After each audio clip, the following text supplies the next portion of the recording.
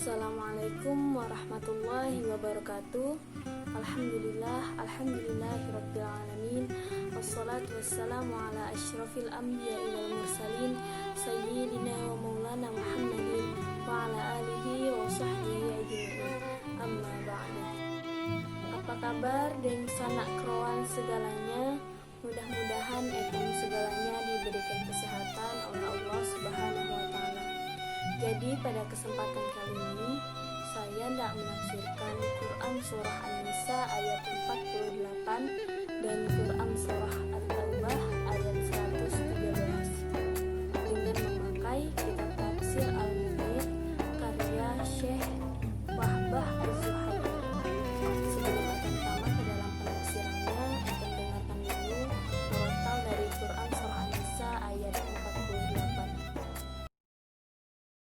أعوذ بالله من الشيطان الرجيم بسم الله الرحمن الرحيم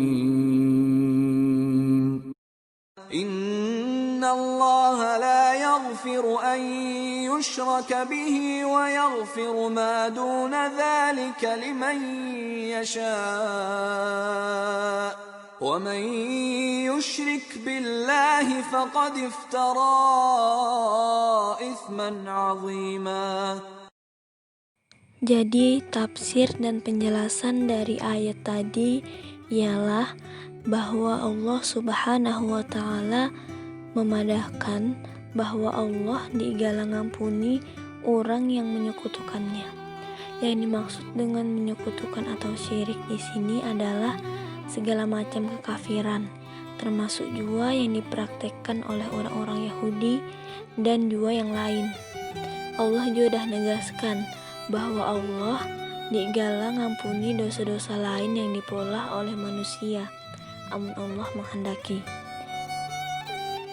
Bagi siapa yang menyekutukan Allah, berarti inya tuh dah molah dosa yang pore beneh. Bunyi Imam At-Tabari, ayat ini menerangkan setiap orang yang molah dosa pore itu berada di bawah keputusan Allah. Apabila Allah Subhanahu wa taala berkehendak, Allah akan ngampuninya. Tapi mun Allah nih mau ngampuni, berarti kita akan disiksa amun dosa pore itu lain berupa kemusyrikan. Makanya asal kita tahu yo bahwa Allah tuh digala ngampuni dosa-dosa halus bagi orang yang ndak jauhi dosa-dosa pore. Tapi dosa-dosa halus akan diampuni mun seorang melakukan dosa pore. Menurut kami pendapat yang paling jelas mengenai tafsir ini adalah pendapat Imam At-Tabari yang dah dipadahkan sebelumnya. Menyekutukan Allah tuh ada dua macam. Yang pertama, syirik dalam masalah uluhiyah, yaitu menetapkan keberadaan zat lain selain Allah yang diyakini berempu kekuasaan dan kawang mengatur alam raya. Yang kedua, syirik dalam masalah rububiyah, yaitu meyakini bahwa selain Allah, manusia juga berkuasa menetapkan syariat dan keterangan hukum halal dan haram tanpa wahyu. Jadi alasan kemusyrikan tunduk dibolehkan gara-gara kemusyrikan merupakan bentuk jenakaan yang paling nyata. Dari kemusyrikan timbullah pola pikir kufarat dan kebatilan. Kemusyrikan juga menjadi sumber timbulnya macam-macam dosa yang kawal menghancurkan kehidupan etam sebagai manusia. Selain itu, kemusyrikan juga dapat menghalangi hati seseorang untuk mendapatkan cahaya keimanan. Selanjutnya etam dengarkan murotal dari surah At-Taubah ayat 113. أعوذ بالله من الشيطان الرجيم بسم الله الرحمن الرحيم ما كان للنبي والذين آمنوا أن يستغفروا للمشركين ولو كانوا أولي قربى من بعد ما تبين لهم أنهم أصحاب الجحيم. Tafsir dan penjelasan dari ayat tadi adalah selayaknya bagi Nabi Shallallahu Alaihi Wasallam dan orang-orang mukmin dan lain jadi urusan sida jua untuk memohon ampun atau untuk berdoa kepada Allah ataupun beristighfar untuk orang-orang musyrik. Maksud makna dari ndikawa bagi sida yaitu dengan makna larangan, karena kenabian dan keimanan keduanya melarang untuk memohon ampunan bagi orang-orang musyrik. Alasan larangannya tuh adalah firman Allah surah At-Taubah ayat 113. Setelah jelas bagi sida bahwa orang-orang musyrik tuh penghuni neraka jahanam.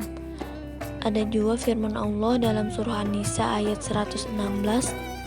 Allah digalang ngampuni dosa syirik, dan Dia mengampuni dosa selain itu bagi siapa yang Dia kehendaki.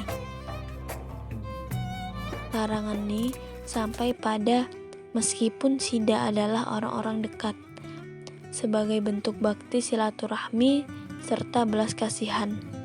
Setelah terlihat jelas dengan dalil Al-Quran bahwa sida itu penghuni neraka dan sida-sida itu mati dalam keadaan kafir. Jadi sebujurnya sebab larangan dari istighfar ini adalah kejelasan bahwa sida adalah penghuni neraka. Dan alasan ini membedakan antara keluarga para atau keluarga jauh. Bunyi Imam Baidawi berpendapat bahwa di dalamnya terdapat dalil atas bolehnya beristighfar bagi orang-orang masih hidup, karena di situ ada permohonan taufik bagi sida untuk beriman. Nah, dari ayat ini dapat kita malak kesimpulan bahwa haram hukumnya berdoa untuk orang yang mati dalam keadaan kafir, baik doa itu memohon ampun atau meminta rahmat, ataupun dengan menyifatinya dengan sifat bisikan doa seperti kata al-maghfuru lahu yang diampuni dan kata almarhum atau yang dirahmati. Kemudian putus hubungan kekerabatan dengan orang-orang kafir, baik dengan sida yang hidup atau sida yang dah mati.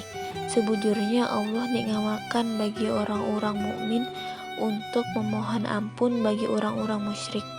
Karena itu makanya meminta ampun bagi orang yang musyrik itu dikawakan. Alhamdulillahirrabbilalamin. Mungkin sampai sini maha penyampaian yang bisa saya sampaikan. Kurang lebihnya saya minta maaf. Semoga apa yang disampaikan bisa bermanfaat untuk saya sendiri dan etam segalanya.